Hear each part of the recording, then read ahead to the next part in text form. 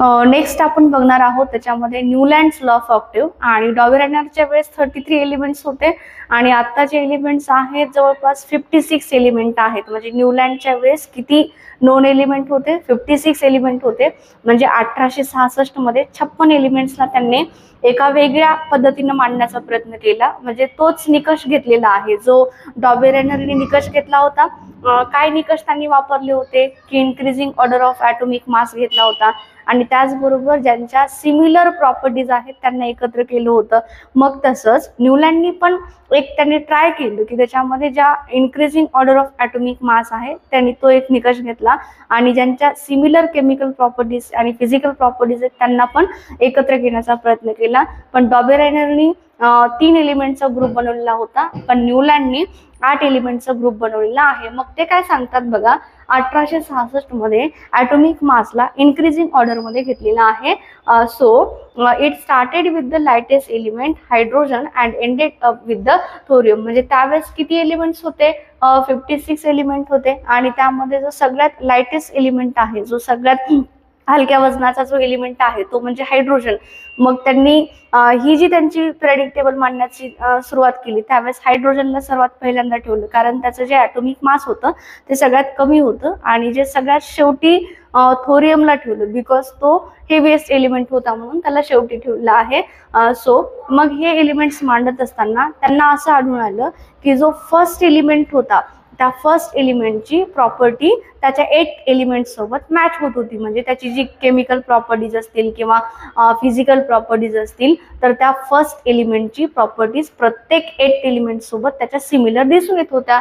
So त्यांनी पहिल्यांदा जसं आपण इथे बघतो की इंडियन म्युझिकल नोटनुसार सा रे ग म प ध नि सा म्हणजे सा हे जे नोट आहे परत सा सोबत मॅच होते. तसंच त्यांच्या म्युझिकल नोटनुसार त्यांनी म्युझिकल नोट काय तयार केली? डो रे मी फा सो ला टी. म्हणजे काय आहे? डो रे मी फा सो ला टी. म्हणजे जसं आपली इंडियन म्युझिकल नोट आहे त्यानुसार डो रे मी फा सो ला टी या नोटनुसार त्यांनी पहिल्यांदा काय ठेवलं?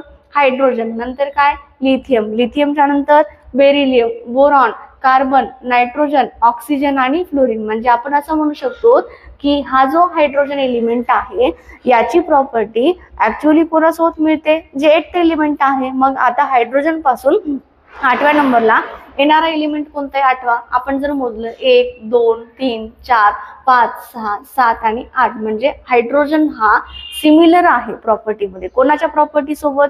फ्लोरीनच्या प्रॉपर्टी सोबत. परत काय केलं रे?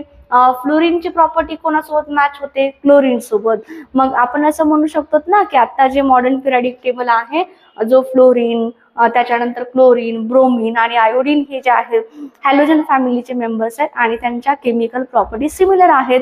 मग तसंच फ्लोरीन हा क्लोरीन सोबत मॅच होतो. आता परत प्रॉब्लेम्स, आता हे जे आहे त्यांच्या लॉस त्यांनी मांडण्याचा जो प्रयत्न केला तर त्याचे काही लिमिटेशन्स आपल्याला सापडतात की हे लिमिटेशन्स काय असतील की त्यांनी फक्त कॅल्शियम पर्यंतच ही लॉ ऍप्लिकेबल करू शकली. मग कॅल्शियमच्या नंतर येणारे जे एलिमेंट्स आहेत ही लॉ फॉलो करू शकत नव्हते. म्हणजे जसं की आपण असं म्हणू शकतो हा कॅल्शियम आहे, मॅग्नेशियमची प्रॉपर्टी कॅल्शियम सोबत मॅच होऊ शकते. म्हणजे इथून जर आपण घेतलं 1 2 3 4 5 6 7 8 म्हणजे मॅग्नेशियमची केमिकल प्रॉपर्टीज ह्या कॅल्शियम सोबत सिमिलर होत्या.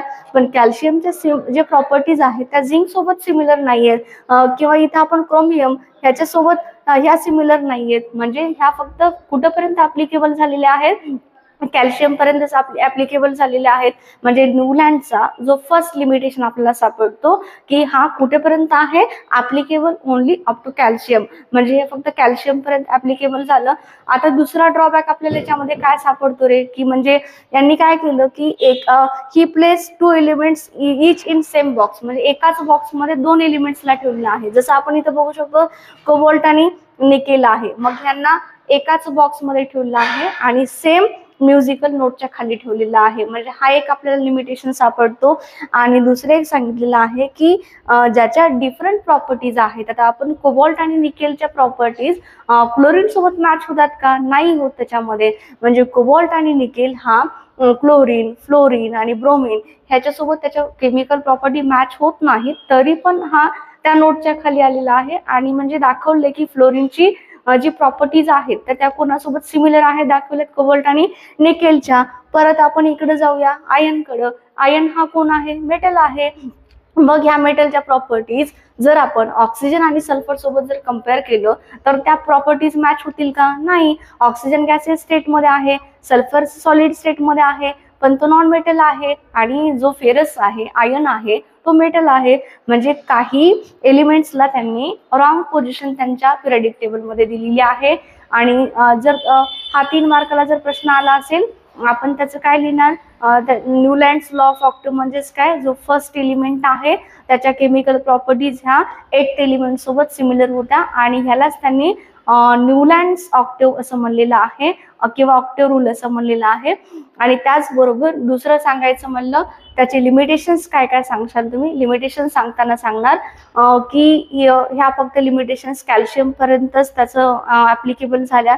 दुसरा पॉईंट तुम्ही सांगणार की 2 एलिमेंट्स एकाच बॉक्समध्ये ठेवण्यात आले, सेम बॉक्समध्ये आणि सेम म्युझिकल नोटच्या नुसार.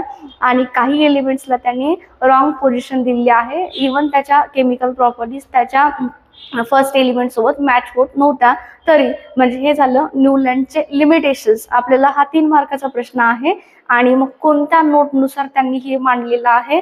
तर आपली इंडियन म्युझिकल नोट कोणती आहे? सा रे ग म प ध नि सा. म्हणजे तसंच डो रे मी फा सो ला टी. म्हणजे डो हा जो आहे रिपीट झाला की त्याची प्रॉपर्टी त्याच्यासोबत मॅच होते. म्हणजे हायड्रोजन हा फ्लोरीन सोबत मॅच होतो हे त्यांनी दाखवलेलं आहे. आज आपण इथेच थांबूया. जो मेंडलीवचा पिरियडिक टेबल आहे तो उद्याच्या क्लासमध्ये डिस्कस करूया.